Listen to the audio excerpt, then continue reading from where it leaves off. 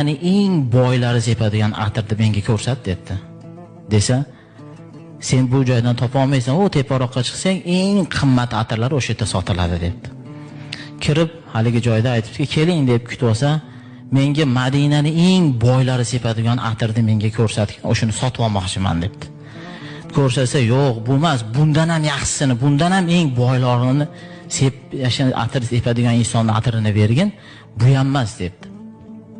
Keyin tortishib haligi do'kondor bilan haligi odam Muhammad ismli bola tortishib tursa, o'sha Madinani shayxlardan bir inson do'konga kirib ketdi. Shu yerda bir atir olaman deb tortishayotgan inson bormi debdi. Ha, inson o'g'li debdi. U holdan beri Madinani boylarini, atirini ber deb bizga to'polon qilyapti debdi. Kelib haligi shayx Muhammad ko'rib turib, bir ko'rishlikka izn bering menga debdi. Keyin quchoqlashib ko'rishib quloqiga aytibdiki, birodar, siz u atirni topa olmaysiz debdi.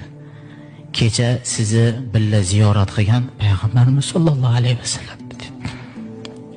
Sizni shu joyda Madinani aylantirgan Rasululloh sollallohu alayhi vasallam edi debdi.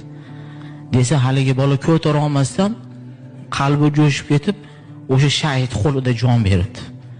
Keyin do'kondorlar yugurib kelib, bu kim, qanaqangi inson desa, kechqurun Rasululloh sollallohu alayhi vasallam meni tushimga kirib, falon joyga borasan, do'konga kirsang, bir inson o'sha joyda atir talashayotgan, atir olaman deb o'sha do'kondor bilan talashayotgan bo'ladi. Seni qo'lingda jon beradi, seni o'sha kafallab, yuvib, dafn qilishlik seni bo'yningga vazifa. Biz bu yerda kutib turamiz uni debdi. Bu xotimani qarang, payg'ambarimiz sollallohu alayhi vasallamga bo'lgan har birimiz muhabbatimiz shunaqa bo'lishi kerak ekan. Chunki qiyomatda bizni do'zaxdan shafoat qilguvchi Rasululloh sollallohu alayhi vasallam bo'lar ekan.